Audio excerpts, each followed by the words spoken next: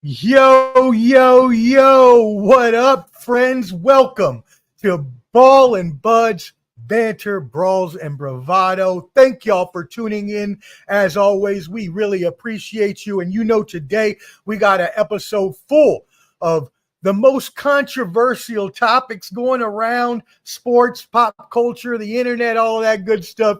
I am your host, Omar, the Street Professor Fonseca, and I got two of my really great. One is a really long time friend. The other one is a great streaming partner. Hopefully another long time friend in the future, but two really great people that we got on today, and then some others joining in a little bit. So first, I forgot to put that stream overlay up, but first let me bring in my brother from another, known him for a long time. He is the Combat Sports Insider, UFC Boxing. He partnered with me yesterday in partnership with Skywalker Boxing Media. Shout out to them and the Country Box event yesterday. Yes, my brother, how did you like that? I saw you on commentary. How do we feel? Oh, it was fun. I love that. That is fun. I'm glad Skywalker reached out, linking up with him, Josh and Ernest from 86 Boxing. That we have fun doing the Country Box. I need to come down there. You know what I'm saying? I might jump in the ring. You never know. I'm not going to fight. I just want to jump in and jump out. You know what I'm saying? Like it's a Royal Rumble and just get in there, do a clothesline or something and get up out of there, Look, all I got to say is if you jumped in there, you may be more well qualified from some of those boxers that were in that ring last night. Well, shout out to you because you were able to secure interviews with the fighters. The owner, you got an interview with Christy Martin and Albert Hainsworth, who was doing guest commentary there as well. Yeah. Check your boy out. Omar's killing it down there. All right. Thank you, my friend. I appreciate you hyping me up there. I really appreciate that. Yeah, it was cool. I actually got to kick it with Christy Martin and talk with her for like 30 minutes. Her and her Pomeranian. She was like talking to me off the record about all the boxing stuff she thinks. So I think we're going to make good friends there, me and her. And then next we are going to bring in our boy, you know him well here on Ball and Buds channel from IOW Sports Network, our brother, Wild Car Mar. What is good? What is good? Man, you already know what it is, man. Here we are, another B&B IOW sports collaboration, man. It's a domination. We about to take over the podcast game, man. I better pay attention. Always a pleasure to be here with my bros. Tell them. Say it louder for the people in the back. We are going to the top, and y'all better know that we are going to be there, and y'all are going to see us up there. We all going to be there together. That being said, go ahead and promote all your channels, my brother, please. No doubt. Obviously, I do a lot of collaboration, so shout out to all my people I collab with. My man, Bobby G, Audible Podcast, 613 Faith Productions over there with D-Man Cave, Sports Podcast, as well as In the Four Corners of Wrestling. My man Rod Uncensored, always a pleasure to tap in with him. Yeah, man. But hey, like I said, it's a B&B and IOW sports collaboration. So shout out to my IOW family. Shout out to my brothers, Clubber D, Omar. Like I said, It's a world domination, man. We about to take it over. You better get with it. Shout out Tony Savant. I can't forget about my man. Tony, my man Tony. Ain't seen him in a while. Yeah, he good people's man. Man down sports, man. Like, hey, just going over to my Twitter page, man. Like I said, I got more podcasts than Jamaican Got Jobs, so check in with me, man.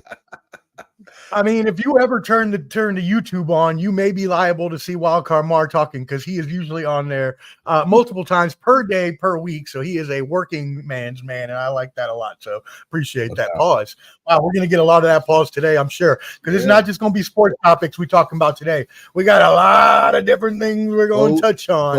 Bo knows, but Diddy did it. So I'm going to say. Yeah, exactly. And then we're going to be joined in a little while as well by our other IOW sports partner, Detroit Mel, and then hopefully our bottom line sports partner, Canteen, wanted to join, so he might even jump on. So we'll see that. Make sure you all subscribe and join at the Bottom Line Sports on Facebook to stay tuned with that. And as well, Ball and Buds, BALLANDBUDS. Subscribe on YouTube. Thank you, Flo, for sharing on the Bottom Line Sports page. So if you're subscribed there, you can see it there. If not, you can go subscribe and watch it there. All right, let's jump into this, get this started because we got football in a little bit. So first of all, huge fight weekend this weekend. We had the UFC 306 Noche in the Spear. And then we also had the huge Canelo Alvarez versus Berlanga, Edgar Berlanga fight. So where do you want to start, Clubber D? You are a combat sports expert. Where do you want to start, UFC or boxing here? We'll start with UFC. We'll start with UFC. So that one's easier. All right. Yeah. And so we had the co-main and the main event there, right? And as most people would say, to most people, there wasn't as much action as they would like. I will let you elaborate on that. But we had Alexa Grasso, who lost her title back to the queen, Valentina Shevchenko, and I must boast you up as you boast me up, my friend. You are undefeated in your picks this weekend. Undefeated. That's right. I told you I'll take notes. And then we had Sean O'Malley. Take notes.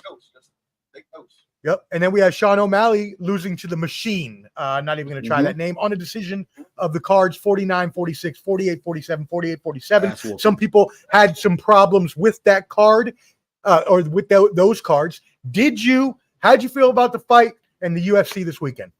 It was pretty good. Pretty good card. I got a little echo. We're getting, there we go. So I would say this about the card was pretty good. I think I forgot the young lady's name with the big gash cut. She got like the jigsaw looking stitches through her face. Her name's drawing a blank right now, but it's kind of what I called. I thought Valentina would win that fight. She almost got caught in a lot of submissions, but she got out of them. Grasso just wasn't that aggressive. You had Lopez basically whoop up on my boy Brian Ortega. When he hit him with the hook, he knocked him out because his knees started doing a Tootsie Roll. And then when he fell down, he hit him again with the left and woke him back up. It reminded me of Fury going against Wilder in the first fight when he knocked him out and woke him back up before he hit the bat.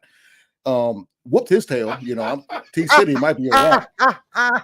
And Merab, Jesus, I told everybody if O'Malley does not knock him out, he is going to get drugged all 5 rounds. And the thing that he did after, I think it was the second round. So in the second round of the Aljo fight, O'Malley's corner was yelling out, "Go Aljo, go Aljo!" So he stand up with him and be open and get caught. They tried that with Merab. That's why Merab was like, fuck you after the first round, because they try to bait him to getting wild and stand up with O'Malley because his wrestling is garbage. But you know what I'm saying? The fights kind of went the way I thought they would go. But it was a good fight for a good showing. The Sphere looks amazing. I wish I was there. We need to tighten up on our budget so I can start going to these fights again. But it was a good card. Even though they had boxing down the street, UFC put on a good show. And shout out to Dana White because he just announced they're about to start doing boxing. Finally, he's jumping in that game. So UFC's on the up and up right now.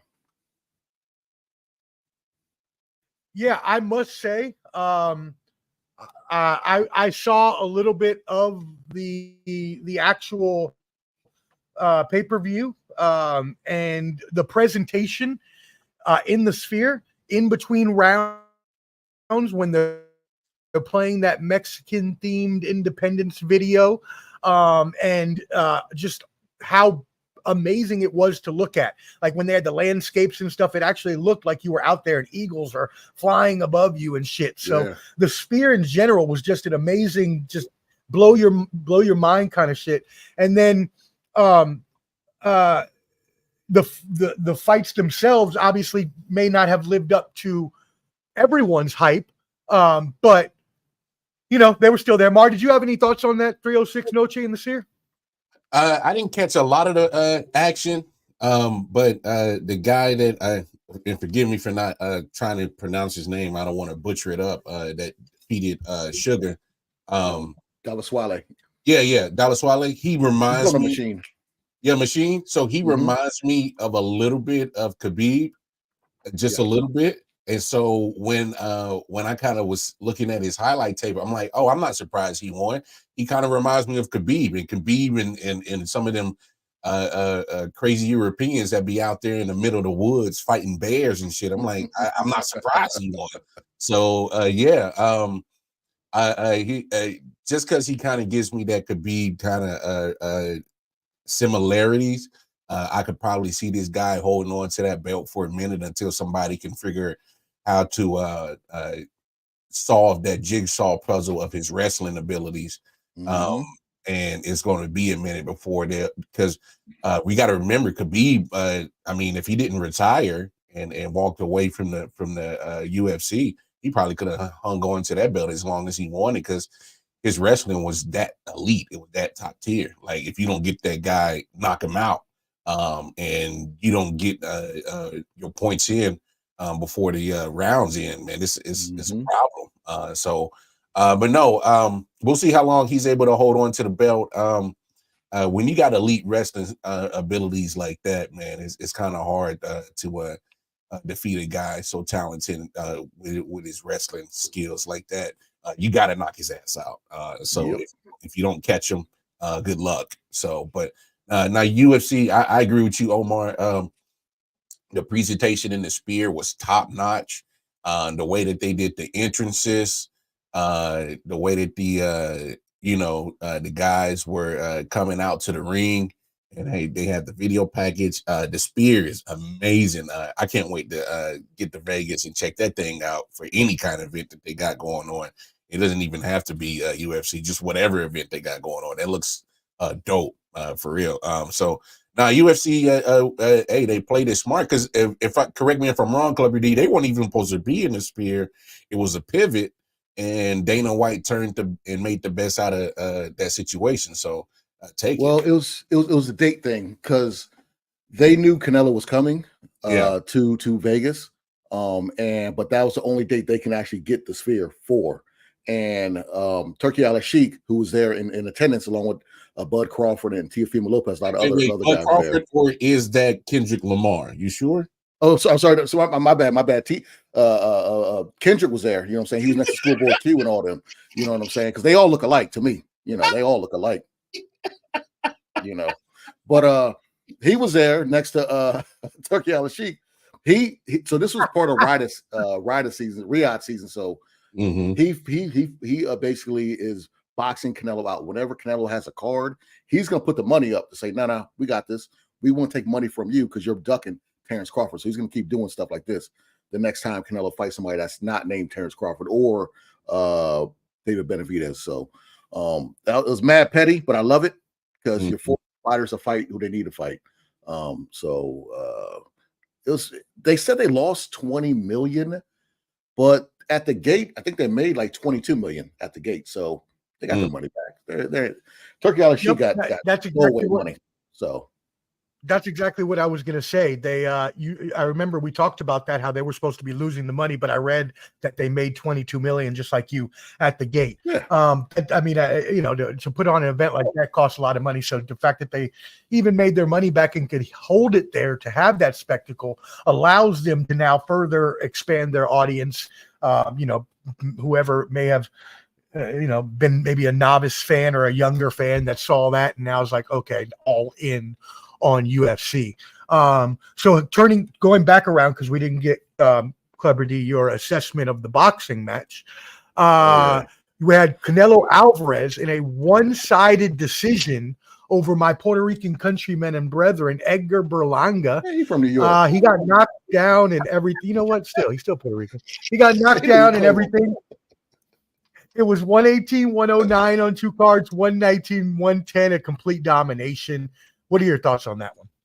I'm going to jump out real quick so I can reset my headset.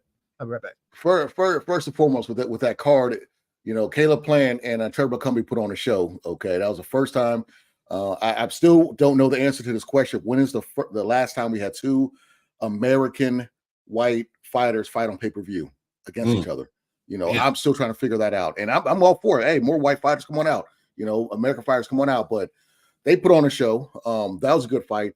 I said this. I thought that Danny Garcia's age, being younger than Lara, even though they both were inactive, he would win that fight. But I did also mention the guy already talked about quitting, and you saw what happened. He got popped upside his head, took a knee, went to the corner, told his dad, "I'm done. I don't want to fight no more." So I kind of knew that was going to happen, because it's this thing with fighters. Whenever you start with this whole, I don't need to do this no more, I don't need to fight, and then you take a time off and come back, the hunger's not there anymore. But this fight was kind of what we thought. I mean, Berlanga, he never fought for a world title. He's never really fought nobody of note.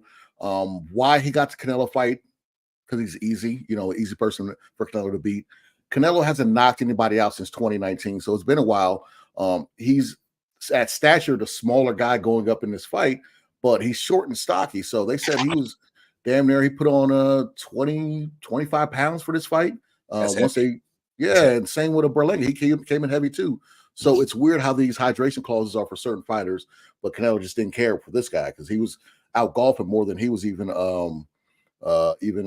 practicing for the fight. So it's one of those things. Canelo, he's still top dog at 168 until he wants to fight somebody that will give him a run for his money. Right now, I think he's stuck between a rock and a hard place because he wants to fight the winner of Bivol and a Beterbiev, but he doesn't want to do it at 175. He wants to do it at 168. And Bivol says, if I win, I want to fight you at 168 for all the belts. He doesn't mention Beterbiev. He only mentions Bivol because he knows Beterbiev will knock his block off. He might knock a freckle off. But it's Canelo's. He's kind of stuck. Now that's why he mentioned, "Oh, I wouldn't mind fighting Conor McGregor or Jake Paul or somebody like that." Like, nobody will see that.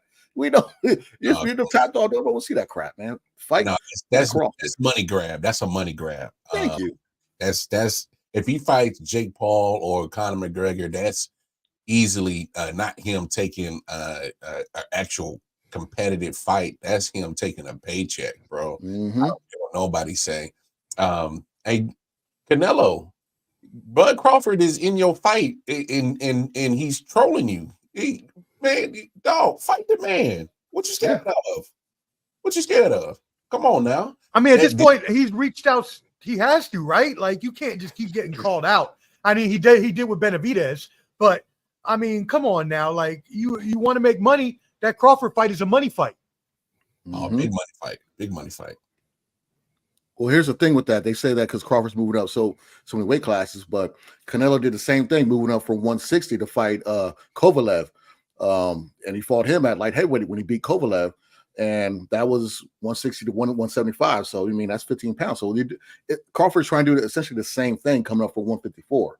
So the excuses are there for Canelo not to fight him, but what is your excuse of fighting Berlanga or some British guy who shouldn't even get a title shot? Or it's just it works both ways with his excuses. But as long as the belts and the commissions allow him to do it, we're stuck watching these fights.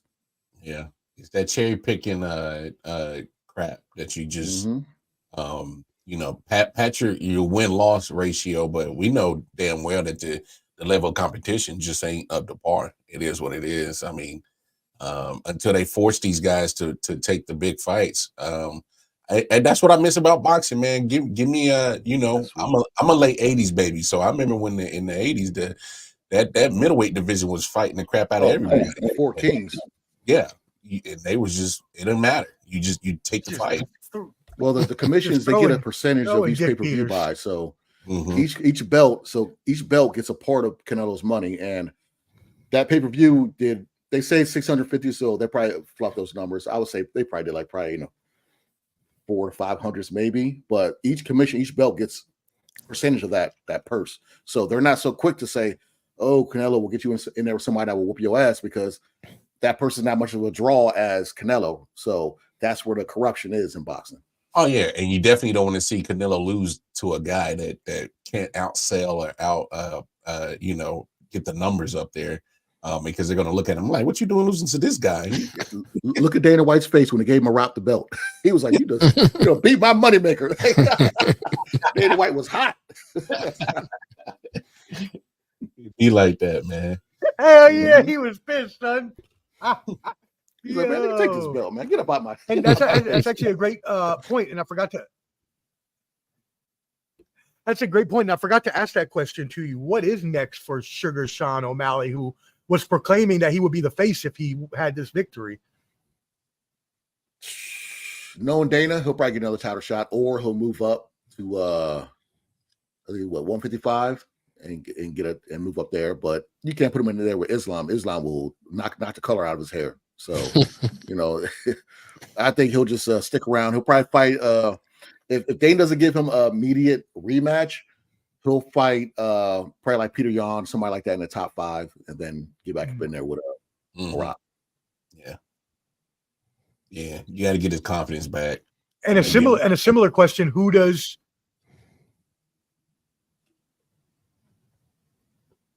Yeah. Who does? And a similar question: Right. Who does? Who? No, my bad. A similar question: Who does Canelo? I mean, who's Canelo fight next? did you hear me? No. Yeah, should he like take the pausing. Crawford fight, or who do you think he fights? Oh yeah, we were like he already mentioned Conor McGregor, like easy money. So for him to even mention saying that he would take a Conor fight means that either Conor McGregor, I heard rumors of Chris Eubanks out in the UK, Chris Eubanks Jr. fighting him over in the UK. You know, somebody that we don't want him to fight. You know, so if it's not Benavidez, if it's not David Morrell, if it's not Terrence Crawford, I don't care. You know, I mean, that's I think he really got. I think he really got scared off by that Beevil loss. I think that really he wants the winner, but only if Beevil wins. He wants the winner, but only right, but only. Yeah, he don't want Benavidez. I'll tell you, he knock a freckle off him. He don't want. He'll tell you, Benavidez don't play. Your man's 20 knockouts. What are the chances we get a Benavidez fight, and what are the chances we get a Crawford fight? Give me percentages on those. 5% Benavidez because he already moved up. Damn. He's already moved up. I mean, he was interim champion for 3 years. The WBC never forced that action. I don't see them doing it now. Crawford, we got a better chance of Crawford because Turkey Al-Sheikh has the money to call Canelo's bluff. Okay. All right, cool. That's what's up. Hey, and then my bad on the unceremonious entrance there, Detroit Mel. I was putting myself in and I actually hit you and put you in as well at the same time. It is what it is. No big deal. No big deal. Everybody, welcome from IW Sports, our brother, Detroit Mel. All right, cool. Anything else in your boxing UFC news for you, sir? That's a spot, man. That's a spot. What's that, man? Oh, no. I was gonna say if Clubber D had any other boxing or UFC news. Only other boxing news I got last minute is Teofimo Lopez is kind of on that racist cheater level when he just called Gervonta Davis and Terrence Crawford both monkeys. Last night, saying, you know, whichever monkey wants to grab the banana first is the person I'd fight. So, you know, for them to let the last person do that crap, now the people just thinking it's cool to just talk about black folks like that. That's why they should have been hard on the racist cheater. So, yeah, so he's about to get that work by somebody. He's gonna get that. Wait, so he's just Ryan Garcia Part 2 now. Is exactly he's already kind of hinted there when he was like ESPN Top Rank only wants to promote the black fighters. He's always been saying that stuff. So now he's he's buddies with Garcia, doing all this stuff, trying to be relevant. So I guess he wants to get that work. His dad already got his hands put on him for using the N-word around Keyshawn Davis's crew. They were training and he tried to use the N-word and they put them hands on him. So hey, when will a lot of people learn? You will still get the hell out for using the N-word. Yes, right? Like I don't like. Well, Ryan Garcia is taking videos with corny ass John Jones. Like, so people need to regulate this behavior so it won't keep happening. Where we are the only group that you can just talk about. It's right. It's getting annoying. For real. But you know, yeah, we're not protected. On the streets, don't try that. I will still knock the hell out for it. What? Stop, homie! Don't play that. That's great. Well, that's all I got. That's all I got. Okay. Hey, Detroit, tell everybody what you got going on before we get into these other topics. I know you got a new project you're working on. Man, I want you to tell the people. I'm trying to fuck these hoes. Okay. Not that project, sir. Oh, not that project. Oh, my bad. It's the wrong project. Wrong project. My bad. Diddy took your oil. Right. Diddy how much baby lotion you got in the cabinets, baby? He got a yard sale going on with baby oil.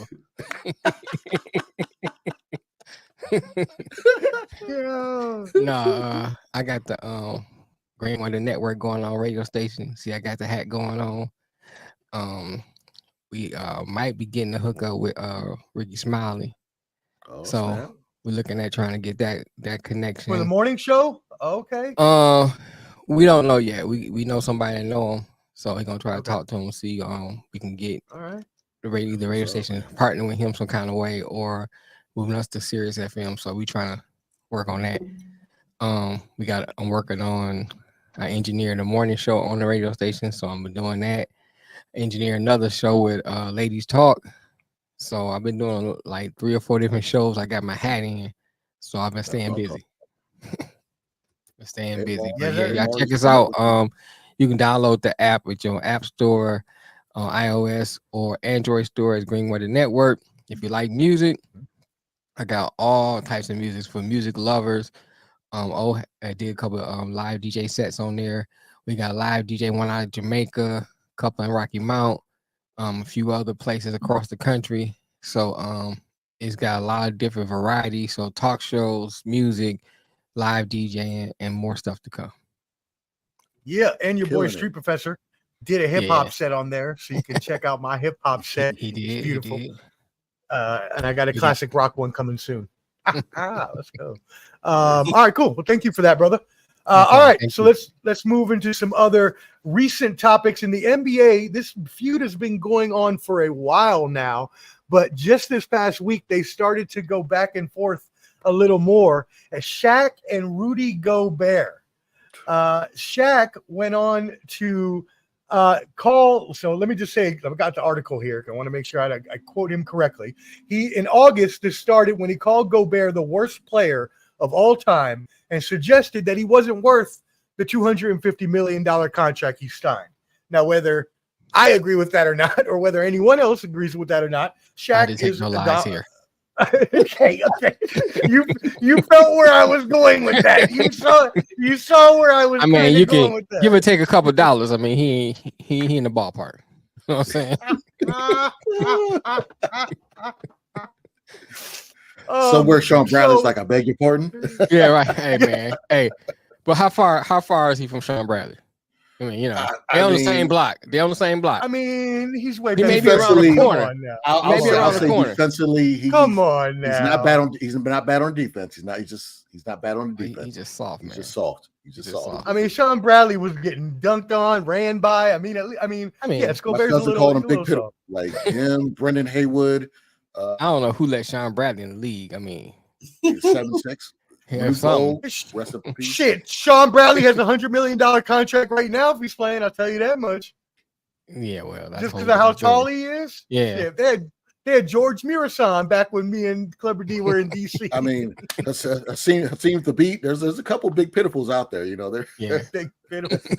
There's a couple. Shout out to my cousin Zach who made that up. There's a lot of big pitiful's out there. Brendan Haywood. Oh yeah, he used to say that all the time when we go to Wizards games. That would be great. Anyways, who was that number one pick? The guy that never panned out. Andrew was that Bynum? No, that wasn't Bynum. Was it Bynum? No, it wasn't Bynum. No, the one from Canada. The one from Bennett. Bennett. Yeah.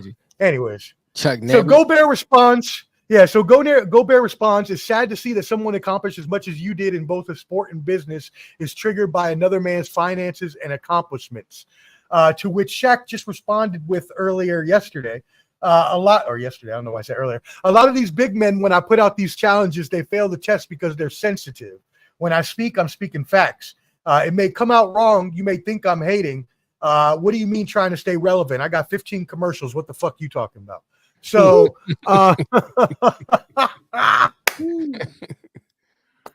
yo, Mar, we haven't heard from you in a second. We'll start with you. What you think on this?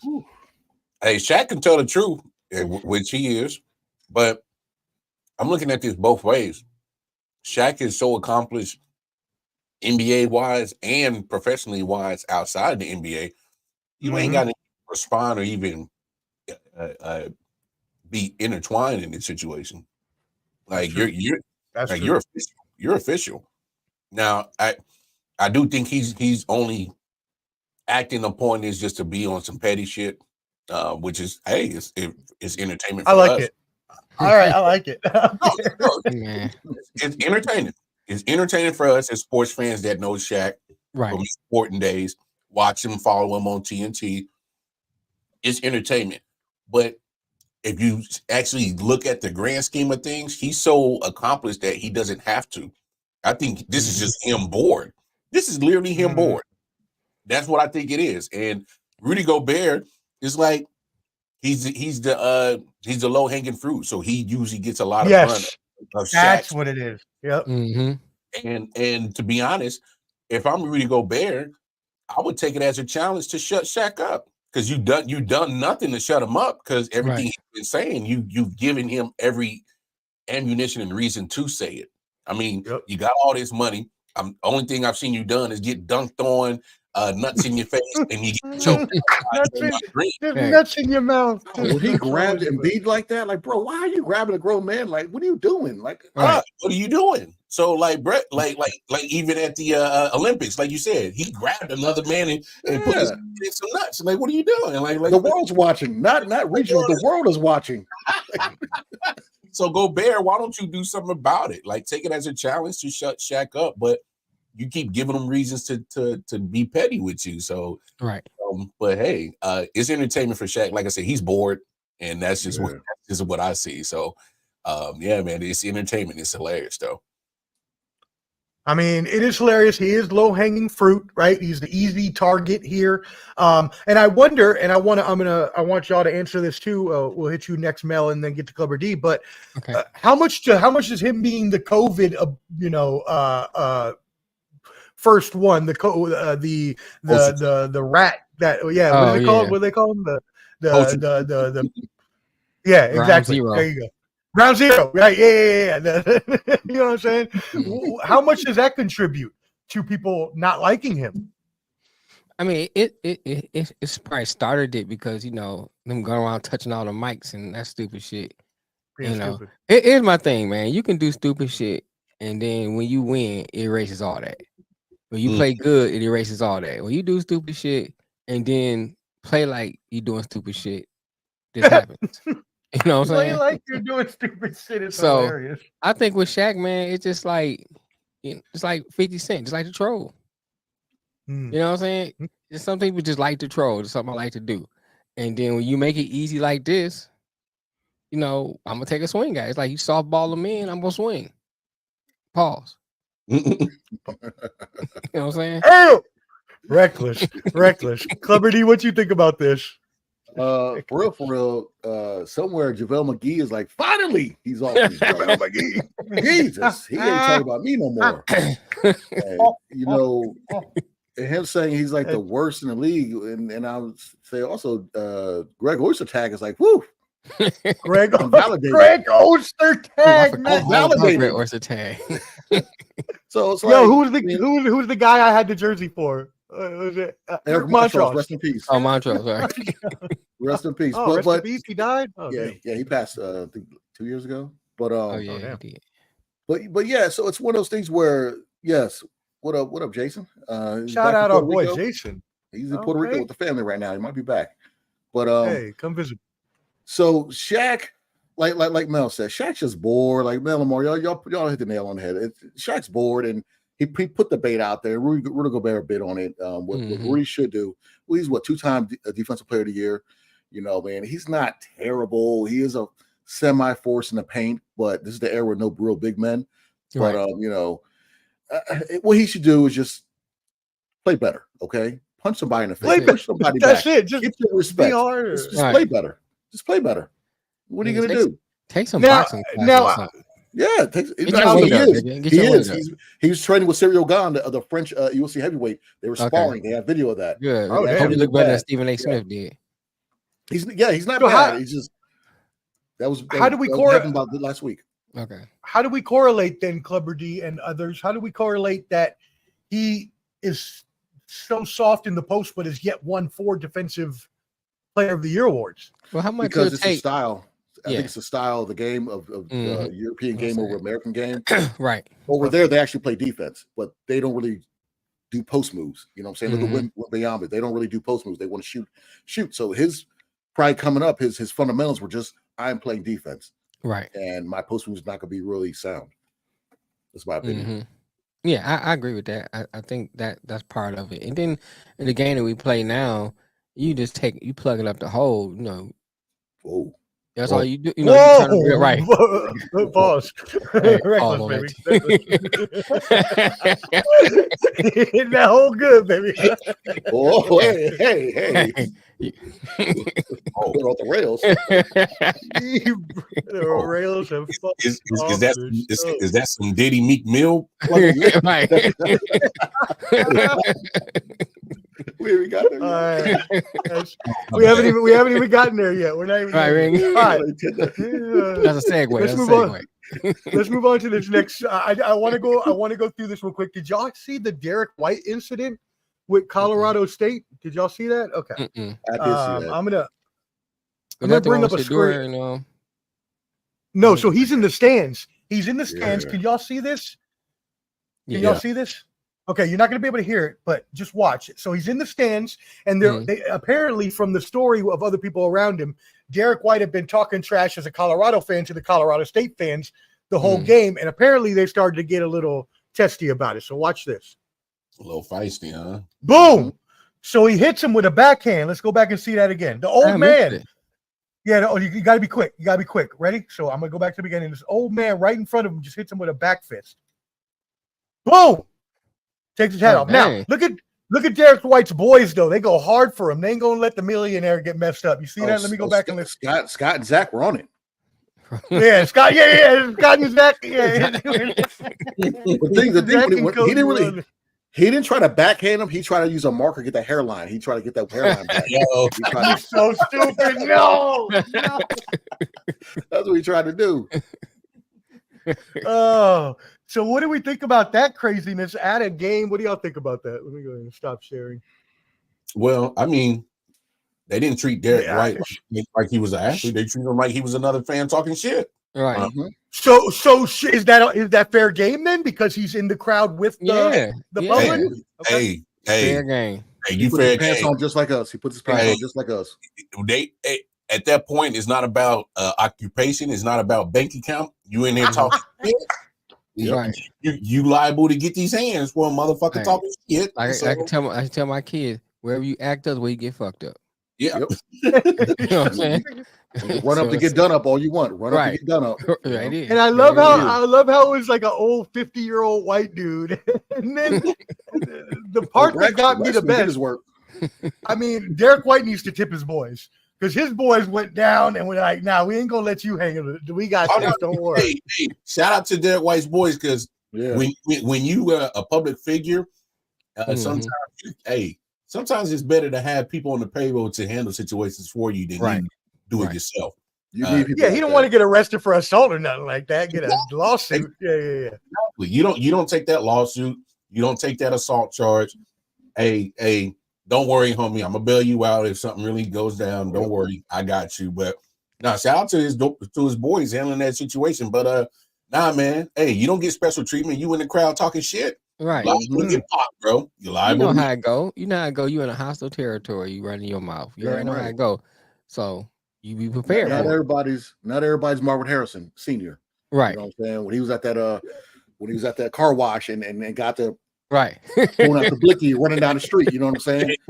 Like him. Hey, run up on Harrison if you want. Yeah. you don't know Marvin Harrison Sr. Don't mess with that man. Run up on Marvin Harrison if you want to. Hey, you got killed in real quick. I found out real quick that he got the blicky not too far from him. He will pop you, dog. You all right? So bucket grabbed the joint, ran down the street. I said, "Oh, hey, but also he was in Philly, so I understand why he had the blicky. Right. Understand why he had the blicky.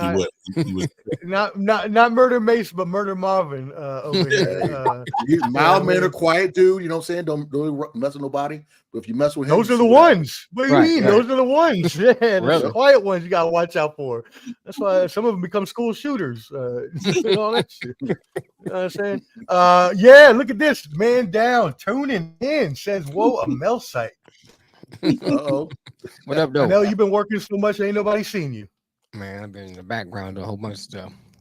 Hey, wait, they indict niggas around here. I'm staying out the limelight. Hey, make sure y'all tap in with Man Down Sports. Mel and them and the crew got NBA coming up. Best NBA show on YouTube, hands down. Y'all make sure you tap in with Man Down. Sorry, Clever D. Go ahead. Don't be like Kilpatrick. You know what I'm saying? I got family up in Detroit. Don't be I ain't trying to be like, I got no respect for him. He endorsing Trump now, so I ain't got no respect for him. Oh, yeah, he sure did. Well, Diamond and Silk, they from up there too, so you know it is. Oh, jeez. Messing us up. Let's not get And into I voted them. for that Negro too. Got a couple of scarecrows out there chucking and jiving. You know what? No. Thank you, Clever D. This is the perfect segue. I was gonna do this topic last because it is the most controversial topic of the actual day. Like, this news just came out a few hours ago. Republican Governor Mark Robinson from North Carolina said, we'll get into the whole story, but basically he has quotes of him saying that he would be a black Nazi, which by the way is contradictory as shit and isn't even possible. He also said he would own slaves himself if it were, and all of this, by the way, was done under screen names on a pornographic hub website, not Pornhub itself, but a place called Nude Africa, where he posted. Say that again, write that down. Nude Africa. Nude Africa. Is he just trolling, like trying to be Uncle Ruckus, just trying to have fun? Right. I don't know. So, anyways, he's on this website, and the way they found this out is because it's the same exact screen name. It had his email, had his full name. Which, by the way, why are you doing that on a pornographic website, dude? Don't be stupid. Don't be stupid. Anyways, and it matched all his other screen names and emails everywhere. So they called him out. He denies it. But anyways, long story short, if it is him in these things, he claims that if the Nazis came back, he would be a black Nazi and that he would want to own slaves, which we know is not possible because he would be a slave himself. What do y'all think about this? The Nazis didn't like blacks either, so how was he going to be a Nazi? Thank you. So how is that going to happen? I'm not understanding. Thoughts, gentlemen. Go ahead. Go around the Go ahead, You go ahead, Mel. No, I mean, the whole thing is ludicrous, man. I mean, either he trolling or he's an idiot, because there's stuff he said might be a mixture, but right. I mean, first of all, you'll be a Nazi in which way? That's first I'd ask. In which way would you be a Nazi? Not even the obvious that you can't be, but right. Like Bixby. Right. Right, like you're not gonna like Jews, you're not gonna like gays. I mean, he said Clayton Bixby. I mean, it's stupid. It's stupid, and it just shows you how dumb some of these black people are when it comes to following Trump. You still yeah. No matter what you are, like I mean, like Jay-Z saying this song. Yep. Nigga, po nigga, you know what I'm saying? It don't matter. You still a nigga. It doesn't matter. So you can be a coon nigga. You still a nigga. You know what I'm saying? So I don't. One thing I don't like is that I don't like when a black person will make money at the behest of making fun of black folks in front of white folks. Like right. What she did. Yep. That's cool at its finest. You can be a Republican. That's perfectly fine. You can be a Republican. There's nothing wrong being a Republican. Right. But if you do it to the extent to where you have to put down your own people, that's where I draw the line. And I'm like, oh, you making it bad for regular black Republicans. Right. Because if you're in that tax bracket and the local government does things for you, there's nothing wring with it. Makes sense. It makes sense. But you don't have to drink the juice and just follow everything. Just like a liberal, you do not have to drink the juice and follow everything they do. Right. Like, it's just so annoying when I see this stuff like online. People just, that's why I don't say nothing about politics online. I got into it. I had a page get canceled a long time ago going to it against somebody, a Trump supporter, about a cop killing a black person, and he's like, "Well, the guy deserved to die. His past priors, da da da." Like, that's not Judge Dredd. Like, he don't decide if they live or die. Like, that means nothing. So I was like, I'm not going to argue with people online about their political views. Have fun. I don't care, but use common sense. That's what I say. And for this brother to do this, he must know that. You see what they're doing to cancels, how they do what they do. They what's the word when you can't make money off of Instagram or YouTube anymore. Oh, they shadow ban you. Not shadow ban, deplatform, de-something her. Oh, deplatform, deplatform. Yeah, okay. She doesn't make no money because she's been going to Israel. I'm like, sweetheart, you talking about Canelo? Oh yeah, they got her. Yeah, they got her. I saw that. You are not the complexion for protection. Her freshman fit. You are not the complexion for protection. Keep talking stuff about them. You are not protected. Okay. Ben Shapiro fired your ass, and then look like and then she admitted that she was basically like told to talk about black people. Like I'm about to get on some other stuff, but homie's a dummy. Hey, that's why we're here. And then he's a politician on top of that.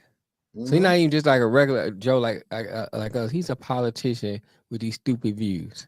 Yeah. That's what makes it even worse to me. You know what I'm saying? It's like, come on. You can feel how you want, like you said about being a right. Uncle Ruckus. Shucking and driving. Shucking and jiving, yeah. That shit gets on my nerve, man.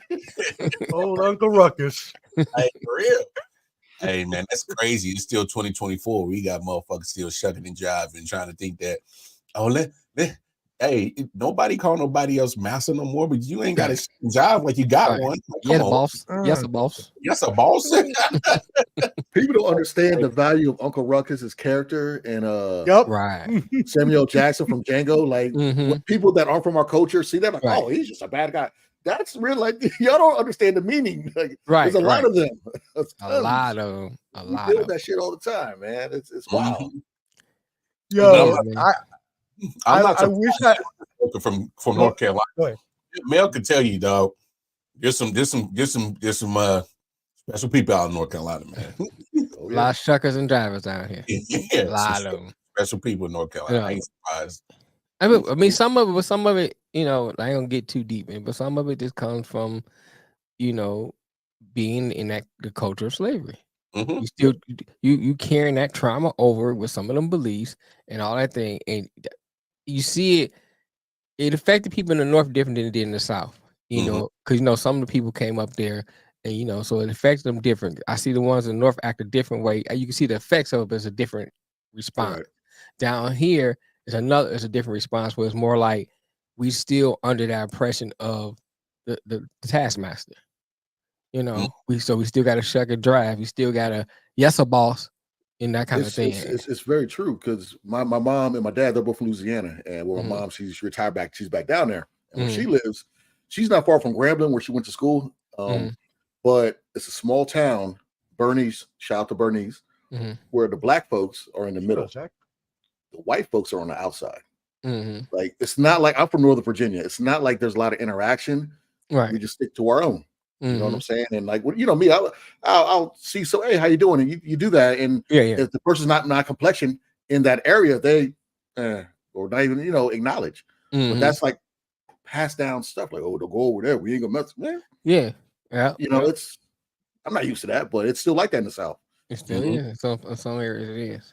It's unfortunate. And then this guy becomes a politician, and now he's making laws based on those thoughts and the ideology. Yep. And so then you think, oh, we got a brother in there, but no, he's making laws that's going to be against you because that's how his thinking is like that. You know, his thinking is his ideology and thinking is anti-black. As a man, Tyreek Rashid said, Tyreek, is it Tyreek Rashid? Tyreek Rashid. Yeah. Tether. Yeah, a lot of tethers and bed witches out there. For really. For real.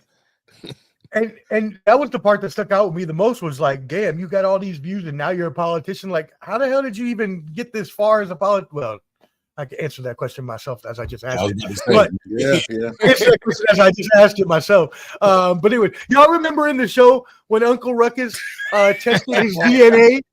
Oh yeah. He's like 100. He said it came back 102% African with a 2% margin of error. This one said he had reverse vitiligo. What is reverse vitiligo? I pour bleach on my body every day and pray to John Wayne. It's the WB. So Mammy. Now, hold on, Omar. There's been quite a few of Latino and Hispanic Tio Tomas's Uncle Tom's out there too. Hey, you're right. I had something to say to one of them. And well, you old punk ass mother who went up there at the Trump rally and tried to support him when you're Puerto Rican out here knowing the way he treats us. You know what? You can kiss my ass. I ain't never supporting your music again. I'm the reggaeton. You can kiss my ass, brother. Someone sent him that. Ooh, I rock with him too. I got some songs with him. I'm at the, he was big time with the hat on. Same with Daddy Daddy out there. Yankee. MAGA. Yeah, he was MAGA out there at the rally. I was like, really? Daddy Yankee also. He's one of Mhm. them. Oh, that's what happens when you make too much money and you forget where you came from, basically. Really? Anyways, all right, let's move off of that. And yeah, Derrick, you're right. Clever D, my your brother. brother came in. Mark Robinson, aka, that's exactly what we're talking about. You already know. That's exactly what we're talking about. Cool. All right, well, let's move it on to another crazy relax. story that came out last week in the sports media. Well, one video came out a while ago, but the most recent one, Shannon Sharpe got into a whole bunch of hot water for a leaked audio sexual encounter with apparently a lady named what was her name, Heather or something like that? Michelle. It was Michelle. That's right.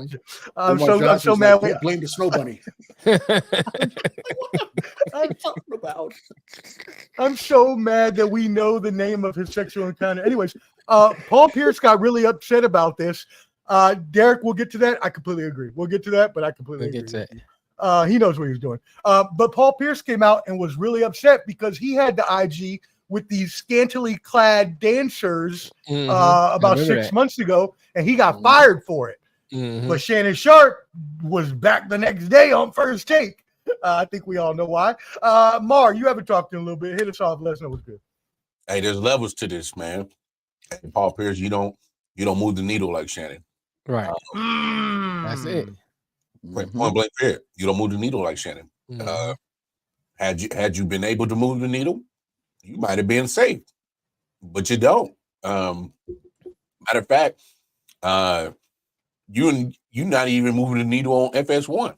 So, Right. I mean, bro, that's just facts. A lot of forgiveness and things are given to those who are able to move the needle.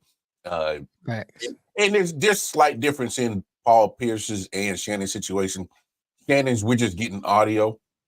You know, although it's alive, we're just getting audio. We're not getting visual. You know, you were being drunk and you had strippers visually consumed. You were visually intoxicated. You know, I had no problem with the video because I've been in that situation. I didn't either. Right. But you represent a multi-billion-dollar company like Disney. Hey, And like Charlemagne say, niggas will nig. Yeah. And you know, so when you visually get caught in the act on your live and Shannon's is just audio, they're also going to have a little bit of a leeway for that situation. But it all comes down to the point where you are not Shannon Sharpe. You are Paul Pierce. All right. They don't damn about moving on from you. They had no problem moving on for you. You know, Shannon got a little bit of favor when you got your most highly paid employee, and Stephen A. Smith has vouched for him and got him a job. They're going to have a little bit of leeway for Shannon. That right there, because Yep. he makes a lot of damn money, and because that show is the hottest network show on morning television. Clubber D, what do you think about that? Mar basically hit on the head. I put it like this: when Paul Pierce was starting for the Celtics, and I love you, Truth. I love you, baby. Brian Scalabrine. If Paul Pierce showed up late for practice, and Brian Scalabrine showed up late for practice, who's getting in trouble? Scalabrine. Okay, let's not make a wrong and then talk about another person's wrong and get mad that you got disciplined more than him. How about you just don't? Wow. Right. Okay? Use your common sense. Stop with the mentality of, oh, well, I messed up. Well, he messed up, but you guys are harder on me. But we both just don't mess up. Use your common sense. Just don't do it. Like, take that mentality away. And also, just to touch on Shannon Sharpe real quick, I agree with Michael Irvin, who's on It Is What It Is with Cam and Mace. You heard the noises. We heard no clapping. I was going to say the same thing. I was going to say the same. He wasn't getting nothing to eat because he was moaning and groaning too. Right. So, what was? It sounded like it just sounded like they both was on the mic saying, "Oh, baby, yes." You know what I'm saying? It sounded just like that. Kinda, even listen to the conversation. It's no distance between the audio. You know what I'm saying? Yeah. It sounds like they up. It just sounded like they up on the same mic. It just sounded staged, and then it makes you start thinking about going back to, like, you see them all hanging around all these gay guys. You see them Hey man, I heard this rumor. hey man, you know, and yeah. there's no problem with him. There's no problem with that. That's what you want to do. But my thing is like, Yeah, who cares? I say this about it when it's like you deny it. Be who you gonna be. You know what I'm saying? Stand on that shit, 10 toes down. That's what you are. That's what you are. Especially nowadays. Who cares? Yeah, Yeah, You know what I'm saying? But don't try to front like. So are you saying, and unsubstantiated, by the way, this is alleged, y'all. Are you Alleged. saying that this conspiracy theory is just Shannon Sharpe purposely releasing this to prove that he's not gay? I'm saying that it gives it some kind of merit to it. It gives Okay. you some kind of pause. It gives you some time to think about. Hey, dog. I wonder if sold out. His merchandise sold out, and his dick pill sold out. Let's be real. Right. Sold out. right. Hey, fellas, be real. They Be did. real. Go ahead. Let's be I real. didn't know he had to. All I'm saying is, let's be real. All four of us, if that was us, Yeah. Oh, yeah. What? we trying to knock the box out the frame. It'd be more like, bitch, you better take this. You know what I'm saying? It'd be more like that. There'll be a lot more talking. There'll be a lot more Some of talking. these, some of these mothers listening are getting flashbacks right now from me right now. They're listening right now. Some of these mothers that are listening, you know what I'm saying? They're getting flashbacks. You're getting comments now. He ain't lying. He ain't lying. I remember his beard was small. I sat on his face. You know what I'm saying? When he started. I helped that beard to grow. Hey, You got other people complaining about my snoring. You know That's what the I'm ones. hey, we gotta keep it real. We are not Cinemax right at 9 o'clock when they just switched over to the soft joint. No, Right. The old we Cinemax, the old Cinemax. Hey, I'm talking about we got Tim's on in the fitted. We trying to knock something out. I'm telling you. Yeah, it just don't. It don't That top is of Shirt that up like too. this, hold the shirt up like that. Right. And on top of that too, you can't tell me a man who does this for a living, what we doing, don't know how to run IG. Don't understand how IG works. That's my thing.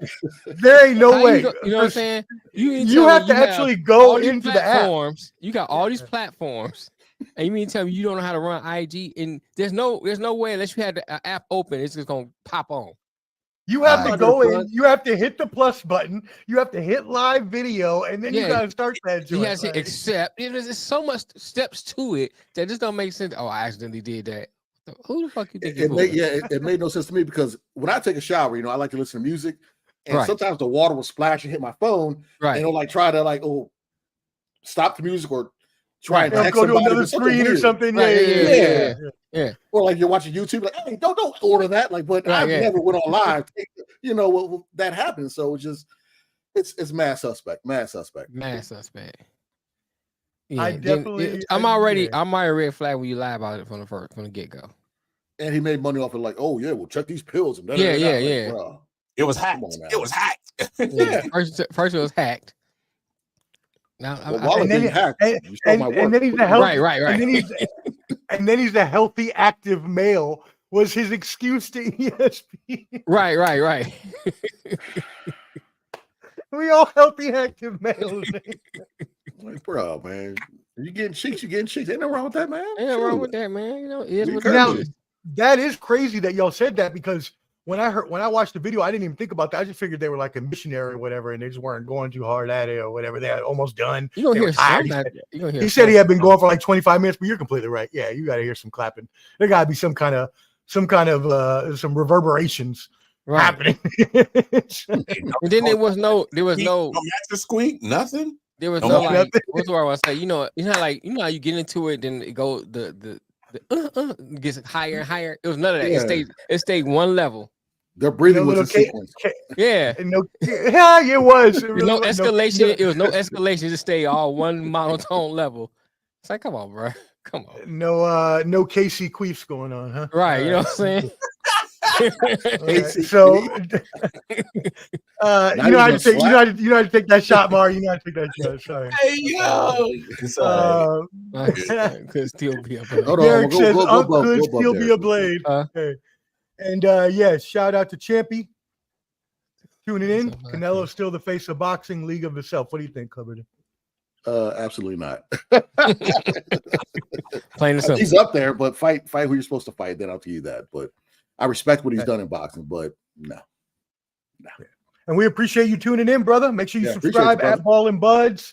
IOW Sports Network, at the Bottom Line Sports. Make sure you all subscribe to all those channels. All right. Right. Wow, that was a hilarious discussion. I'm so glad we went over that. But yeah, I mean, it seems like a work in wrestling terms. All right, cool. Let's move on to pop culture. We got a little bit of controversy here. The halftime Super Bowl performer was named for the 2025 Super Bowl. Now, I will note why this is actually a controversy is because where the event is being held, which is in New Orleans. So Kendrick Lamar is going to be the headlining act February 9th, 2025. And he was chosen over one person who came out and expressed how hurt he was over this, Lil Wayne. Lil Wayne, clearly from the South, a bunch of different rap groups from that area that you could have had a huge compilation event. But the Super Bowl doesn't normally worry about that sort of thing, even though they did have the West Coast one a few years ago. Whoever wants to start this off, how do we feel about the choice? And does Wayne have any complaint in this matter? I'll kick it off. Go ahead. Look, man, I've seen the Lil Wayne performance before live. I've also seen him perform on various other events live. I mean, he's pretty much standing there with a mic in his hand, and we're doing karaoke. Talk to me. All right. When we're talking about a Super Bowl, this is a spectacle. This is supposed to be something that's entertaining. There is nothing entertaining about being at a karaoke session with Lil Wayne. All right. I'm just being honest. And that's coming from me, who's a big Wayne fan. And, you know, when I went to WrestleMania, he came out and let Jey Uso out to the ring. Oh, yeah. That was pretty bad when he did a millie. Look, Kendrick's going to give you the showmanship part of being part of a Super Bowl. Boom. Right. All right. That's what it's about. Look, and we got to remember, not only with the partnership with Rock Nation and Jay-Z, but the host cities get final say on who's performing. So obviously, you know, that's a big indictment. Yeah. Your city is like, we don't want this nigga either. Exactly. That's something about the host city not wanting you there. I'm not saying him as a guest appearance, you know, like they did in other Super Bowls, is totally fine. If you want to pay homage to New Orleans, that's fine. But if we're talking about main attraction of the person that's supposed to be the main entertainer for the Super Bowl, I have no issues with it. It is what it is. Name another person that's hotter than Kendrick Lamar in the music business right now. I mean, come on now. What are we talking about? That's one of the things that was said. It's like, okay, well, he's the one that has all the hit songs out, getting, demolishing. They still playing Not Like Us, man. Every time I go down on the street, we hear Not Like Us. So they play that shit here in Nashville. In Country Music Town, they play that. So it's like, it's hard to name another this song that's so popular. It's hard to name another. Ether was popular, but I didn't hear it in clubs. I could hear. Yeah, you hear it Not Like Us everywhere. Oh, the HBCUs ain't even got a hold of Not Like Us. Yes. They get a hold of that. Wait till they get a hold of that joint. Dog, it's going to be something crazy, dog. I would say this. I like that. I would say this. I think there's a lot of moving parts to this. I mean, if you look at it from a standpoint of, okay, if I bring out Lil Wayne, right? Well, let me back up. The Super Bowl in LA set a precedence when they did. You know, they brought out everybody from the West Coast. Dr. Dre, Eminem, So then when Usher, he brought all Atlanta artists out there. So it still kind of followed that precedent, even though they wasn't in Atlanta, but he still brought out Atlanta artists. You know, so then people think it's going to follow suit. Okay, now we're going to New Orleans. Let's get Wayne, Cash Money. Let's get No Limit. You know what I'm saying? Kind of bring. But then you got to look at the other side of that. Okay, are they going to draw people in? Who wants to see that? I mean, you know, so you got to think about that part. Then you got to think, okay, then some people might say, well, you can still do Kendrick and Kendrick invite Wayne. Then what do you do about Drake? You know what I'm saying? Rock with each other. Yeah. So it's like you got all those moving parts. So then the bottom line is, as an executive, as someone as a businessman, I got to think, what's my best option? Kendrick Lamar. He's hot right now. He has the showmanship. You know, he has all the things that to me is better business decision. And I understand Wayne being upset because it's from a city, you know what I'm saying? But at this time, and then I could do it. It's not the best decision, because if I bring you out then you want to bring the rest of your crew. Well, Drake's part of that. What we do with that? Right. You know what I'm saying? Yeah, So, y'all are boys, right? Yeah. right. First of So all, Wayne don't even support the New Orleans team and the Saints. He's a Packers fan. What are we right. talking? And he's a Packers fan. Really? Right. But he's from the area though. But he's from the area, right? But he don't represent. Well, I would Like say you would this. think you put together like No Limit Soldiers and Silk the Shocker, my boy. You know, get him out there doing. Right. He dated Maya too. Why? You know, Yeah. I love Silk Yeah. the Shocker. Yeah. Look, Worst rapper ever. I have no problem. I have no problem if they bring out No Limit and Cash Money, but that only attracts us. Yeah. Like we Yeah. all four of us are fans of No Limit and Cash King Money. attracts white, black. He goes all. Yeah, He spans all the different demographics. Exactly. He transcends so many demographics because so many people listen to his music. Right. That's how you attract more than one viewership demographic, putting Kendrick on there. And that's what the NFL is all about. They're trying to get as much viewership from demographics, not just I will say this. Go ahead, Clover. You guys are missing one thing in this whole equation. Mm-hmm. Chestnut checkers. Remember when Jay-Z, Drake, Lil Wayne, Baby were all sneak dissing and kidnapped the baby, and then Jay-Z was like, kidnapped the baby. Y'all ain't got my baby's money. Right. Who's in charge now? Okay. Right. So you think your black ass is gonna come up here and perform in New Orleans? No. You're one like Mel, like you guys said, his performances aren't that great. Like he's been in and out of rehab. He's not there all the way. Sometimes. He looks sick too, man. He does. So you gotta have somebody to represent, you know, and he doesn't look like one of the right folks. Okay, he looks like one of the folks that should be in the crowd looking in. All right, right. We can't have Susie from going to Wegmans or eating at Coney Islands to see Lil Wayne performing when they rather have Kendrick, who they're probably familiar or their daughter's familiar with them. So that's my take on it. Fair point. That's a fair point. Chestnut checkers. You want to talk junk? Look at you now. Right. As somebody put on Twitter, he has the availability, the superstars, global, as y'all said, mainstream kind of reach. He's an incredible live performer, like you mentioned, Mar, right? Versus Wayne, who isn't. And he has new music coming out.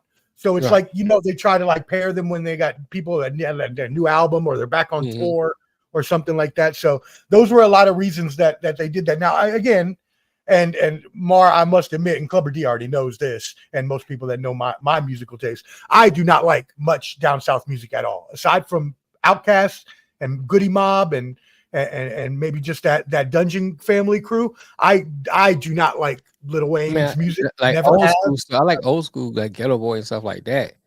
Yeah, I like Ghetto Boy. Yeah. I would go down that far, but Killer Mike's my guy. Killer Mike. Scarface is one of my favorite rappers of all time. Me too. Oh, love Scarface. Love UGK. Scarface. Yeah, UGK. I should have said the newer South stuff. Sorry, I should have said. Here's my thing. My take on my personal take on Lil Wayne. I like a few. I hear some songs he make I like, but as far as calling me a fan, I can't never say I'm a fan of Lil Wayne. You know, that's me personally. But I mean, I'm a minority. I don't really care for Jay-Z like that. So. And well, the people I hear that argue with me are like, "Oh, he's a lyricist." I'm like, he's not really that great of a lyricist. I need subtitles when that nigga's rapping. Is he a lyricist when Gilly's writing for him or not? Like, come on, like it depends who's writing. No, Gilly wrote all that stuff, man. Get out, go sit in the corner, man. Stop. That's fire. Yes, we're gonna end on that note because that is beautiful. It's true. Give Gilly his foul. Yeah, it's a proven fact. Hey, Gilly wrote a lot for a lot of people that owe that man some. He shouldn't be living how he's living with as much as he's written. Let's just say that bars. That was good. Gilly ain't hurting, but he should have a lot more than what he got. More is one thing. Omar, I want to answer this question by Angel Hall. Yeah, no, that's what I wanted to do too. Yeah, let's go to it. Yeah. So Angel Hall, shout out, thank you for watching. Appreciate you. The daughters on Good Times. Yeah, so she asked Foxy Brown versus Bernadette Stannis, and that was the daughter on Good Times. She's still fine today. She says beauty, but Pam Grier. Motherfucker. What was her name? Thelma, right? Thelma, yeah. Okay, so this is how I'm gonna break it down. As a youth, okay, Foxy Brown was more in the 70s, but I still my dad watched that stuff. Yeah. Foxy Brown was that grown woman that I wanted. Oh yes, Yeah, yes. I got you. Like, Yeah, okay. I drink her bathwater. Even when she did the moves with Quentin Tarantino, Right. I'll drink her bathwater. To this day, if I saw her, Yeah. I might kiss a bunion. But now coming home from school, watching What's Happening, Good Times, and all that stuff, Thelma was it for me. Okay? Yeah, I get that. Topanga was later, but Thelma was it for me. Ooh, he brought Topanga. Trust me, I tore my pillow up thinking about. Hey, Thelma man, I like back in the day. Topanga. I like Topanga. Topanga was exotic. I mean, that's like that. That's an exotic white girl right there, boy. Wow. Yeah, trust me, my pillow got. I bet Boy Meets World at TV like this. Is that nipples he showing? Topanga, Thelma, Jessica Rabbit. The pillow got. Oh, Jessica Rabbit. Jessica Rabbit was fine. My walls were painted. Oh man! Sticky sock. What is this? Sock, towels, pillows, doorknobs, everything was sticky. Oh, It was just a candy patch. You walked in my room. man, what the hell was you doing? Was you just Slanging that shit. Like Right, what was you doing? Right. What was you doing? Just letting it go. She's like that white police. I don't know what she was at police academy, where she used to hold the other dude after PT or whatever, and like that's what Pam Grier. Yeah, that's what I wanted. You're talking okay. Back in police academy movies back in the day. I forgot her name, but I know you're talking about. Yeah. So is that your choice then? You're going with Pam Grier? Oh, that's nah. This is a tough one, bro. It's tough. That's tough. Mark, let us know what you're thinking. Go ahead, Lauren. Dog, this is the joint that you just call heads or tail and let fate call what it is, because you can't go either way. What up, John? What up, John? There's no loss in none of this, so you just heads or tails. Yeah, let fate call what it is, because at the end of the day, as long as you get get you some of that Michelle, you win, bro. I don't think it matters. Hey man, I like my man. What's up, man? For the awesome force, he be like, Thelma.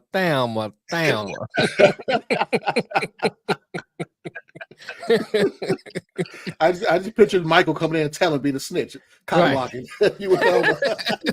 Or Bookman walking up in there. What y'all doing in here? I'm telling. I jumped out the window. James came home by. Boy, he came home by crying. I'm like Bernie Mac. Oh, faggot ass Michael.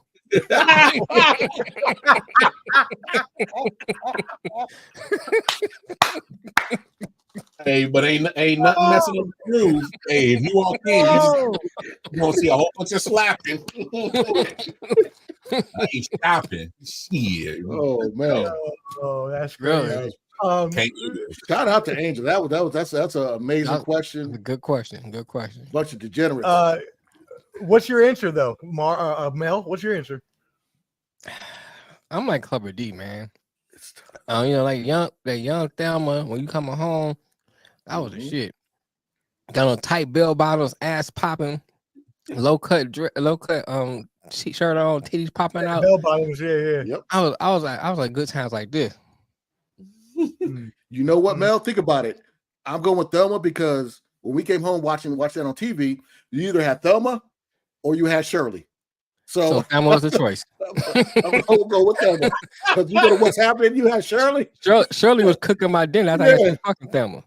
Janet Jackson was with or D, whatever the little girl. But Janet Jackson was too young then. She was too young. She was too young then. But I mean, I'm like you. Foxy Brown was like you saw the reruns of it. You didn't, what I'm saying? It was more my parents.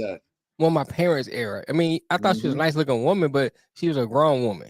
For us, Thelma was more relatable because she was close to our age. Foxy holds you for detention. That's like detention. Yeah, right. That's that fantasy.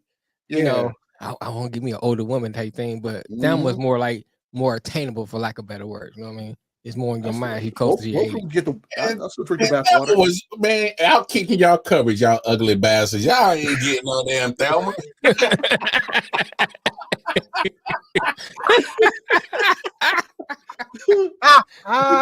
Hey, what if you were on the couch with her and James came in? What do you do? Like, I jump out the window.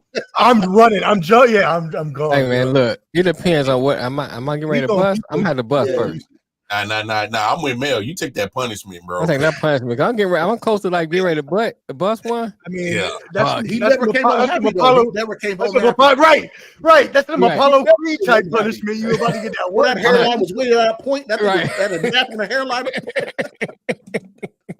Nah, for real. You gotta take you gotta go ahead and have that pleasure, take that pain. It's all good, man. I'm like, hold on, James. I'm almost there. Hold on. What about Shirley or Thelma's D? mom? Neither. I'm good. You be fucking her. You be fucking Florida. She be like, damn. Don't talk about fun like that. If I can't have Thelma, then what we talking about? If I can't have Thelma, what we talking about? I was like, I'm gonna fuck your hairline straight. That's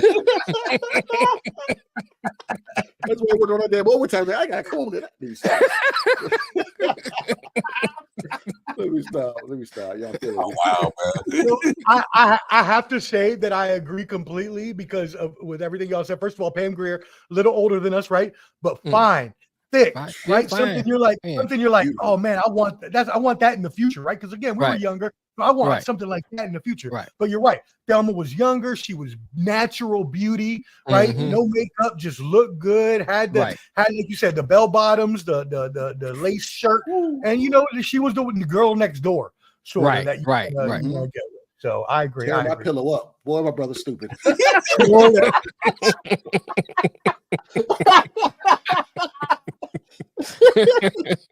That field goal, man. Stupid, Derrick. I can't. Oh man, that was a great question. Thank you, Angel Hall, for tuning in. We really appreciate it. Y'all got it on that one. Yeah, thank everybody for tuning in. Make sure you subscribe at Ball and Buds, at IOW Sports, at The Bottom Line Sports. We got two more quick topics, and we'll be out of here before the game is on. Diddy was denied bail. So I'm only updating this story because obviously we were all on the last time we talked about this. He went up, he offered the judge $50 million and offered the condition that no women would be allowed at his house unless they were related to him. And the judge still turned all of that down. So whoever wants to start off here, what are our thoughts on Diddy spending the rest of his time in jail? He made his bed, man. Look. And when you like they said, he was known for intimidating witnesses, paying off witnesses and stuff like that. They're not giving you bail. And then when you had a chance, each time they gave him a chance, and each time he got caught or something, they gave him a chance, he still went back and did the same behavior. So they looking at that kind of stuff, and they like, why should we give you bail? You proving that you're not gonna do what you're supposed to do. We're gonna keep you locked up, or we're not. You can't do anything else wrong. So he should know he wasn't getting bail. Then they complain about, oh my God. $1 million is a lot of money, though. He's like, oh my God, he has bad living conditions. Motherfucker, you in jail. Yo, when I was watching the news, and when they said that, they were like, it was Donald Trump's former lawyer or whatever. He was like, he's gonna be living in despicable conditions. I'm like, yo, he has traumatized thousands of people. Look, I was locked up one time in Elmhurst, which is I think it's the 7th precinct in Detroit. Terrible jail. Terrible. I mean, you see the rats in the back. It's got the little slab and the toilet right there. It's dark. It's like the one light down the hall is darker the whole thing. I'm saying my thing is it's a jail, nigga. What you think you're gonna be at? Right. You know Every jail is bad. And right? they gave you the bologna sandwich with 2 pieces of bread. That was it. Right. That's all you get. You get the apple cup. What you thought you was gonna get? Water, steak, juice pack. That's it. That in Norfolk, when I was out in Norfolk, got the same thing. You better make some burritos. So it's like, come on, man. You better make some packed burritos, some ramen burritos. Really? I couldn't believe that when they said that. I had the audacity to feel bad for him. I'm like, Mar, I saw you laughing about that. The audacity that they would feel bad for this character. What do you think? How do you feel bad for a piece of shit that's made a lot of people's lives hell? How? Hey man, Mel said it. You made your bed, you lie in it. You've been a disgusting pervert for a minute. Obviously a lot of stuff was rumors, but now some of this stuff's coming to light, dog. Everything you do in the dark comes to light, bro. You come on the roof, baby.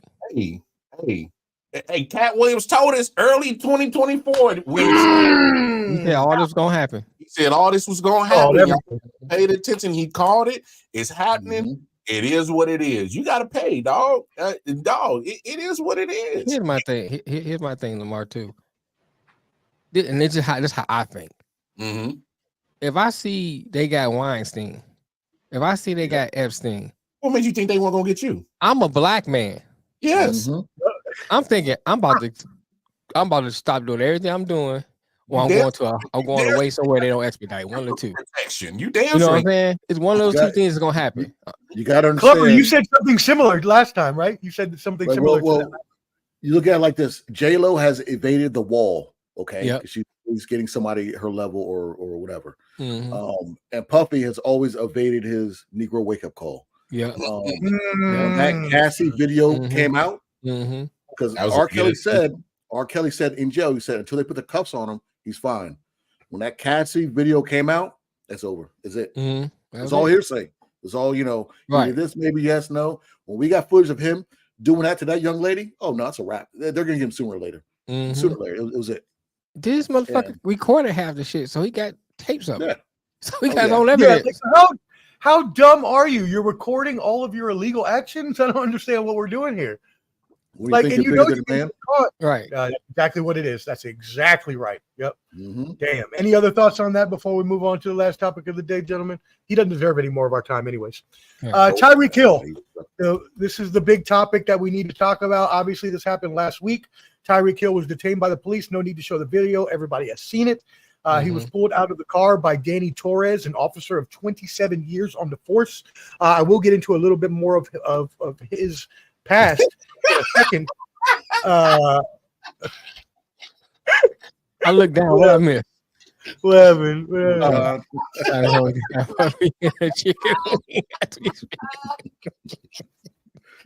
That's wild, bro. Wow. Stupid, John, you stupid. Hey, John, you are stupid. Puff might like it though. That's the homie right there. That's the thing. Puff might like it though. So he might. I mean, if you're perverted, I'm home. I'm home. Very nice. Right. Y'all can't run. Y'all stuck here too. Right. Yo, there was a TikTok video I seen, and it was some guy in Puffy's house, in Puffy's house, and he was like, "Yo, Puff, where's the cups at?" And he goes to the cabinet, and it's full of baby oil, just baby oil, just bottles of baby oil, just lined up. They're killing them online, man. I mean, still seeing so many memes and stuff. Oh my god, they online be tripping. But go ahead. No, you good. That's great. All right. So, anyways, he was detained, and taken out of the car by Officer Danny Torres, 27 years on the force. Took him out of the car, forcibly removed him. Now, we will say this was after he had asked Tyreek Hill to roll down his window. Tyreek Hill did not comply, and it took a little bit of time before finally he rolled down the window. He pulled him out the car, threw him on the ground, knee in the back, all that bad stuff. I don't know why I would say good stuff. All that stuff. Then they sat him up, and then after that, tackled him again to the ground. All of this over an alleged speeding, which, by the way, was rumored to be over 100 miles an hour. Later found out to be 60. You know how many people I see on South Beach speeding at 60 miles an hour? Right. A lot of people, all the time. Yeah, all the time. Now, he is in a nice car, a $250,000 Maserati. Really, what I want to ask, because we all know where most people stand. You're on the side where you're on the anti kind of Collar Kaepernick route, where you're going to say, well, he deserved it because he didn't comply. And then you've got the other side, which is he didn't deserve any of that, no matter if he did comply, because that the whatever he was being charged for didn't bring it to that level. There's the other people in the middle that see both sides and then try to inject Scottie Scheffler, the golfer who was arrested and taken in for a few hours at the U.S. Open, which you'll get my opinion on that in a second, but that's another part of the story. So whoever wants to kick us off first, you're welcome to go. What are your thoughts on this, and how do you feel about the situation, about how people are talking about it from both different sides? I mean, I went through a up and down thing for me. I don't know if y'all know, I used to work in law enforcement. So I looked at it from one way, and then I watched this one YouTube from a lawyer standpoint. And I say, you know what? I didn't even look at it like that either. So now I kind of fall on the sides. I mean, I did say from the get-go that the officer was successful.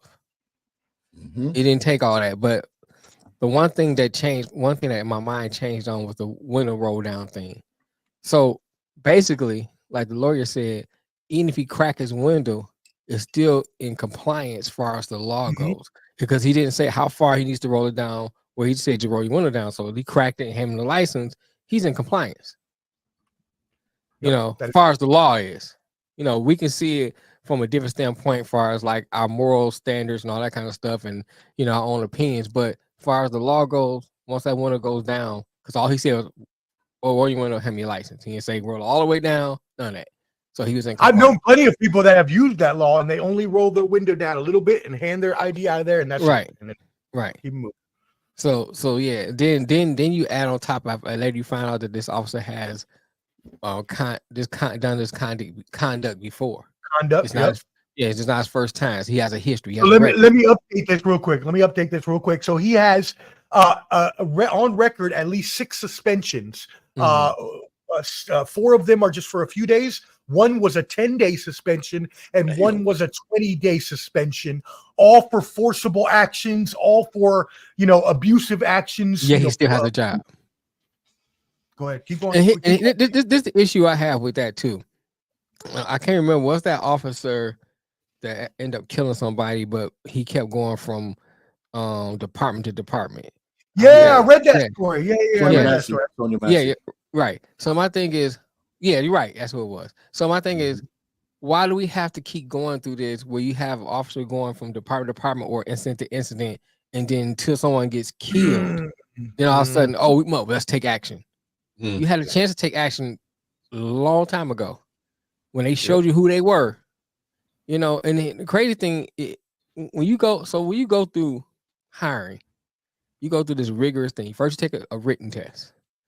Then you got to go through this review board. You go through all this other thing. You do something. No, down here, they still do lie detector test, which is crazy as hell. But, you go through, they still do that down here. But up north, they don't really do that.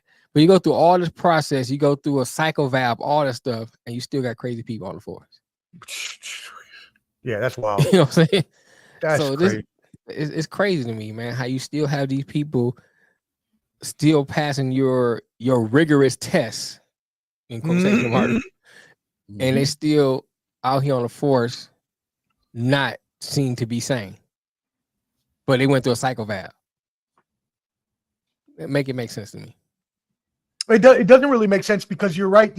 How they still pass these evals. And again, look, I passed when I went into the military and got my clearance. I passed a one of those the test that the lie detector test, whatever. Yeah, I passed all that. Yeah, I've been through it.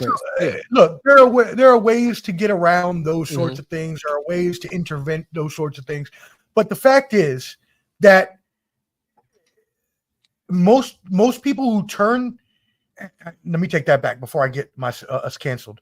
Some of these police officers that end up being abusive in power are people that were bullied or abused earlier in their life, and now they want to go and take it out on people. And when you're in the police force, you have that power, because when you pull somebody over, ostensibly, you're basically God in that situation as a police officer, because you have all the power.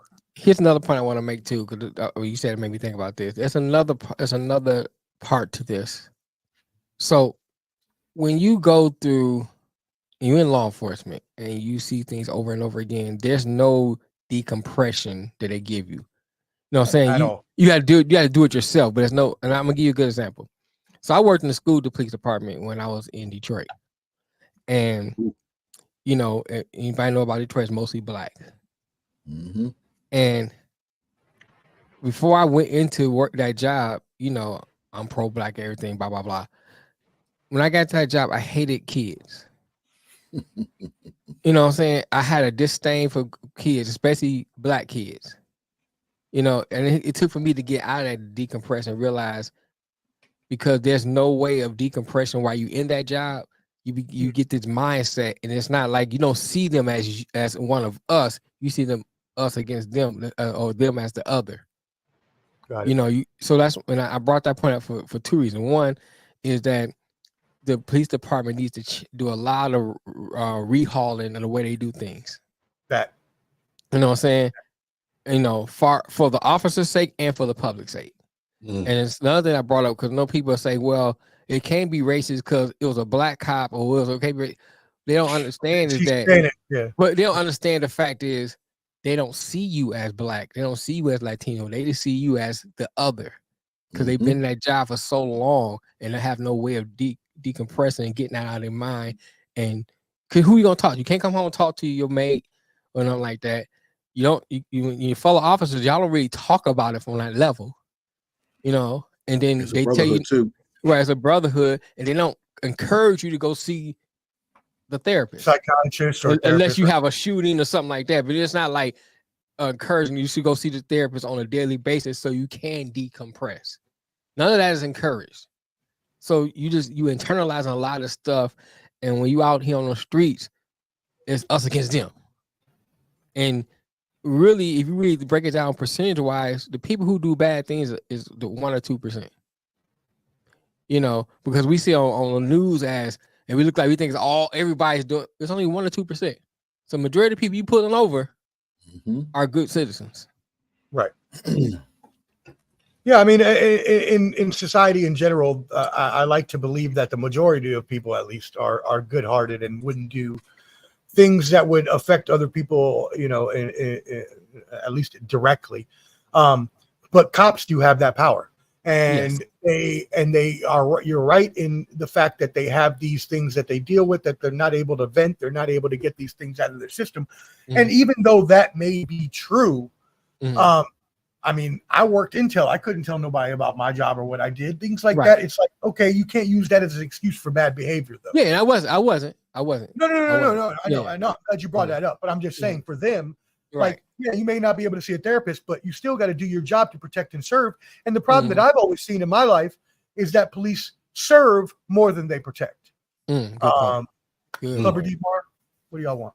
Nah, I'm gonna keep it short. You know, I've had me and Mel had the conversation on ILW Sports about it.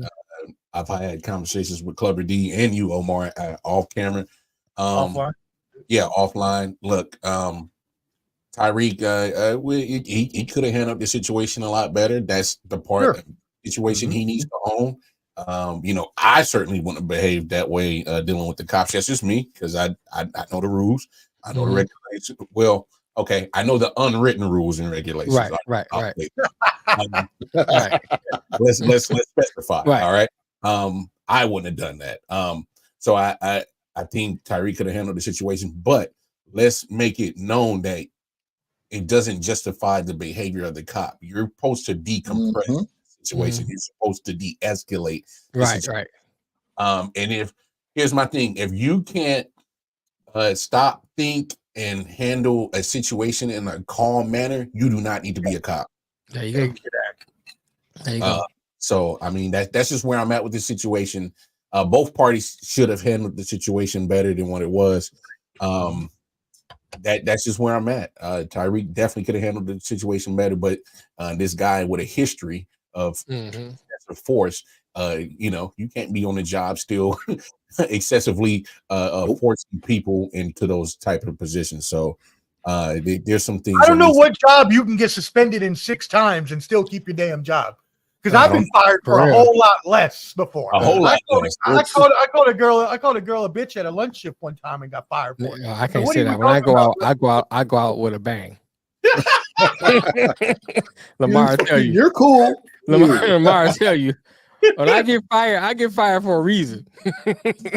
I go out with a bang. I'm saying, but still, people get fired for way less than 6 suspensions.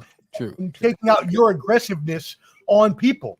Well, it depends. I would say it depends on like the police force if they're lacking people. You know what I'm saying? They can't get rid of officer. The background on this dude, he is a part of a motorcycle gang. I forgot the name of the gang he's part of. Oh shit! Hear that. So one issue, I have 2 issues with this. I'll keep it pretty brief. A lot of people are doing their own narratives and talking through emojis. We're not really saying stuff, you know. Right. But the thing I didn't like about this, Omar, you missed it. Come on, Omar. You see, there we go. There it is. But I was looking at the comments. So Tyreek could have done better, and the cop could have done better. All right. I listened to Marcellus Wiley break this whole thing down, even with all the rules and regulations in Florida.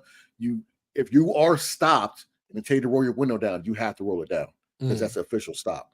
Right. The cop did tell him before he pulled over, I'm stopping you. So he could have rolled the window down. Cop didn't have to bang on it. He was complying with you. Now, when the cop told him to do something, Tyreek, I'm on the phone with this guy. I'm on the phone with Drew. This ain't time for you to do all that stuff. All right. It's not, you're not on their time. Okay. You can't just do what you want. You're not on your time. Right. Now, the cop was mad aggressive. The other cop who had the cam, he was more calm. He was a more calm. He was the cop that he should have dealt with. Trying to de-escalate, not the other cop. Now, there needs to be a fine line in that. Don't get me wrong, because if they pull you over to tell you what they're pulling you over for, that's not for you to be like, well, I want to do this. No. Shut the fuck up and do what they tell you to do, because it can turn into something where you might not go home from. Okay. Right. I will always be for a person of color or a person of non-color. If you get stopped by the cops, don't fight them, because I'd rather you fight it in court than your loved ones fighting it for you while you're dead. That's just my philosophy and all that stuff. Good point. It's you're not going to win on the scene. You're not going to win. So, I say this, but if I'm in that situation, I don't know what I'm going to do, but I will hopefully I have the sense to not really go combat the cop unless he's overly provoking me. And that guy was provoking Tyreek Hill. He was doing that, but he was giving him chances to do it. Like, sit down. Oh, I surgery my knee. You're about to play an NFL game. You just said, you know who I am. Like, it's just, like, come on, bro. Like, it's every time I give him an inch, I got to take it away. Calais Campbell, when he got put in cuffs, the cop was like, you can't park in the middle of the road. Okay. And Calais was like, okay, which cop am I talking to? Another guy, the aggressive one, was like, you're dealing with me. License registrations. And then he turns to the other guy. Don't do that. The guy's already on a level 10. He already wants to take you to jail. So don't move your car or get arrested. Like, I don't know. I just don't like arguing with the cops because they always can win in that situation. I'd rather them being overly aggressive to where I am going to take your ass to court. But I'd rather them live and not get arrested than, what I'm saying. You got to suck it up. Let them talk to you any which way. It is what it is. But, fight it later. But I think it's both of them faults, summing it all up. Yeah. There's definitely faults in both sides involved. They both could have handled the situation better. I was just stated so eloquently by Clubber D. I mean, I've been pulled over way too many times. I can't even count in my life. And because I was a horrible driver. And some of the times the cops really fucked with me. There's been times I've been pulled out of the car like that. And there were times that I was complying and there were times that I was not complying. I'm not Tyreek Hill.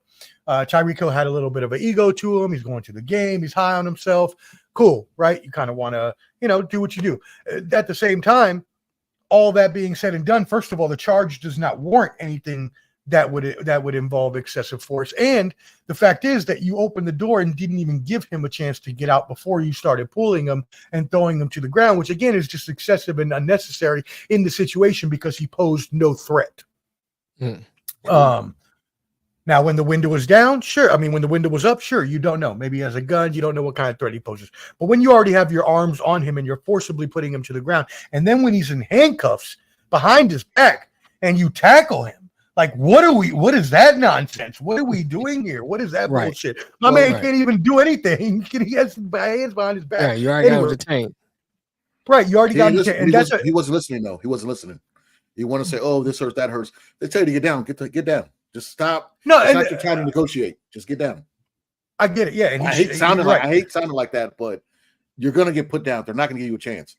You know what I'm saying? No, that's fine. And he shouldn't have been trying to negotiate, but at this point, he was already on the ground sitting down, and he got tackled. Like, you don't need to do that. You don't need to do that. So, and again, I've been in this situation. I was going to tell this story about one time me and Clubber D, went out. I went to sleep in the car.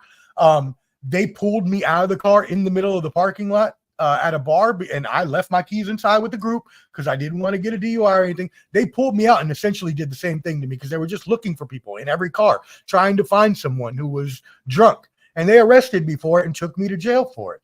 Now, before we get out of here, one thing I do want to say is that I don't believe this is anything like the Scotty Scheffler situation. Yeah, he got taken to jail. Yeah, he got booked, had to stay there for a couple hours and been taken out.